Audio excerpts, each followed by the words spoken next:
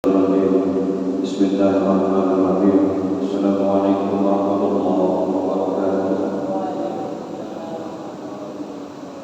Al-Fatihah. Radhiyallahu anhu. Wassalamu ala Mustafa Sayyidina Muhammadin sallallahu alaihi wasallam. Wa ila jami'i mu'allimina wa ustadina wa jami'i man ajazana. Wa ila jami'i masyayikhina Syekh Abdul Latif bin Muhammad Abbas bin Syekhina Ibnu Yazid Muhammad Al-Fatihah.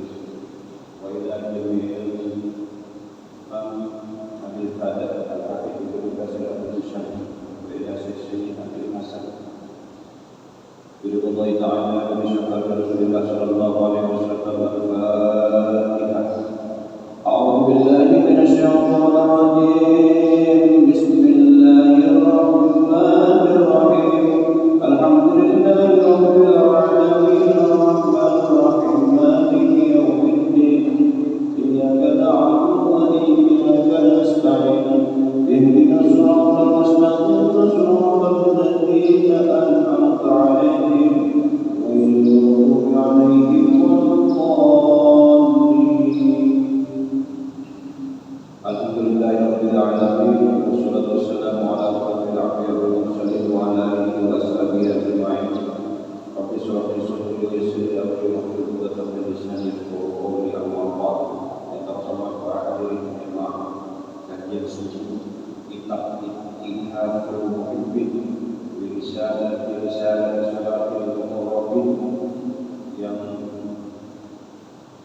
sudah menjadi keistiqomahan kita bersama setiap malam, setiap pagi Kamis di Masjid Baitul Sahabi.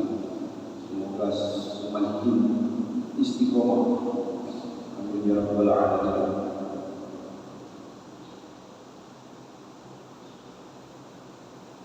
Beberapa hari lagi dan insyaallah akan melaksanakan puasa Ramadan atau masuk pada bulan Ramadan. Apa yang akan kita persiapkan bukanlah zikir, bukanlah sholat, bukanlah membaca Al-Quran, bukan membaca hadis dan kitab, tapi yang harus dipersiapkan ketika kita mulai beribadah, laksanakan puasa Ramadan dalam keinginan hati, memperbaiki diri, membersihkan hati ibadah yang pertama. Karena itu adalah sejatinya niat kita yang ikhlas karena Allah Subhanahu wa taala. Kita tidak bergantung beribadah, tidak bergantung kepada sholat. Kita beribadah tidak bergantung kepada Al-Quran, tapi kita beribadah bergantung kepada Allah Subhanahu wa taala. Itulah keikhlasan. Bukan berarti menerima uang itu tidak ikhlas, tapi menerima uang juga wajib ikhlas dalam hati. Semoga kita semua pada di hari ini mendapatkan rahmat Allah Subhanahu wa taala yang diberikan surga serupa keikhlasan. Amin ya rabbal alamin. Semoga kita semua wabil khusus umat muslimin muslimat mendapatkan rahmat dari Allah Subhanahu wa taala. Amin ya rabbal alamin.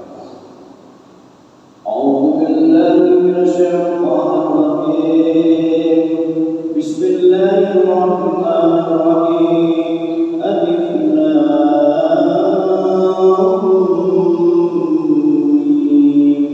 ذلك الكتاب لا ريب فيه هدى للمتقين الذين يؤمنون بالغيب ويقيمون الصلاة ومما رزقناهم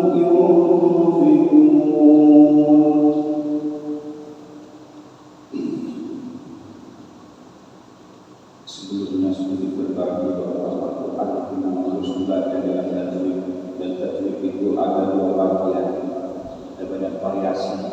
Ada yang mengatakan bahwa tajwid itu harus dibaca Al-Quran dengan tartil, artinya bisa diresapi, bisa berbunyi dengan hati maknanya. Kemudian panjang dan pendek daripada bacaan huruf Al-Quran itu wajib dilaksanakan. Kemudian yang kedua, tajwid itu adalah menitik beratkan pada makhraj huruf.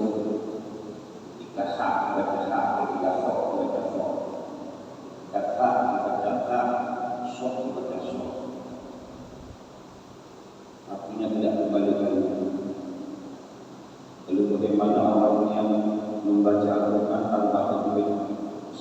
yang lumrah kita ketahui dalam khutbah Quran atau pembacaan sendiri pembacaan ketika untuk halayak ramai itu merupakan sebagian menyalahkan, sebagian membenarkan.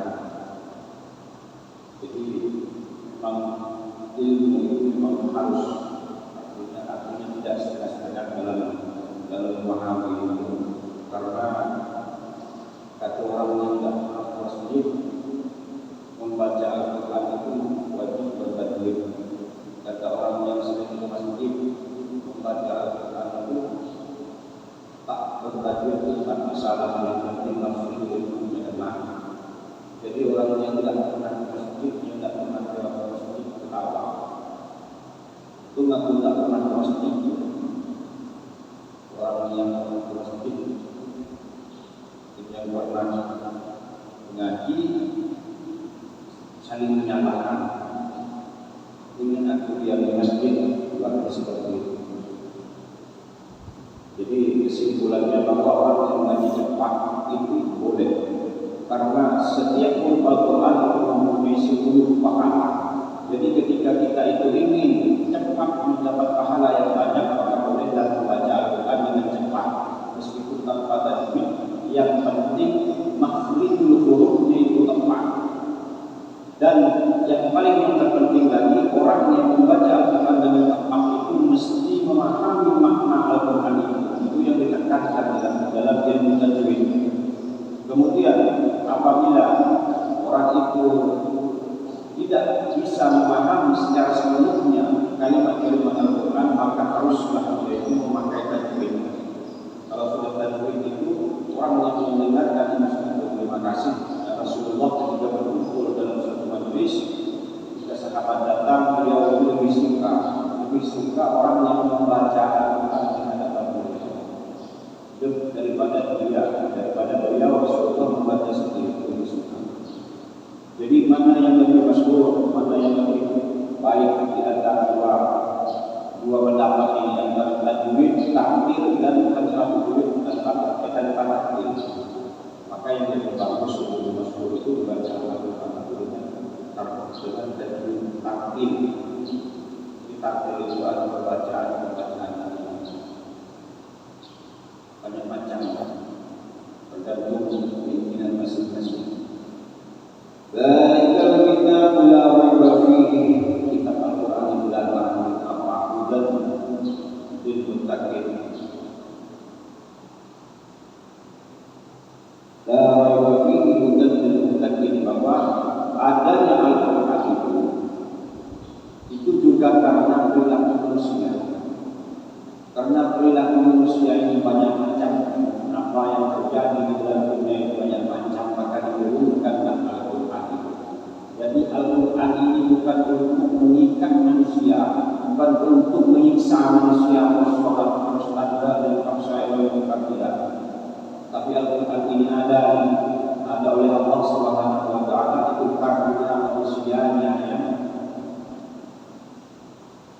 yang perlu peraturan. Seperti contoh, di suatu kampung ada kerusuhan yang awalnya itu tidak ada aturan dalam kampung tersebut, kemudian adalah kerusuhan, maka diturunkanlah peraturan pemerintah daerah.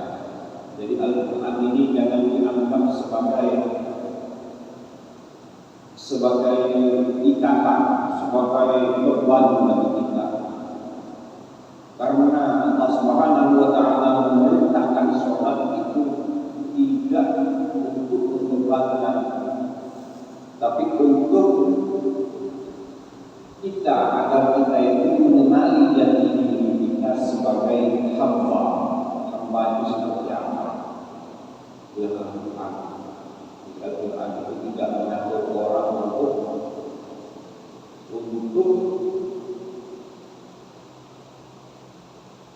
menjadi beban, meluruskan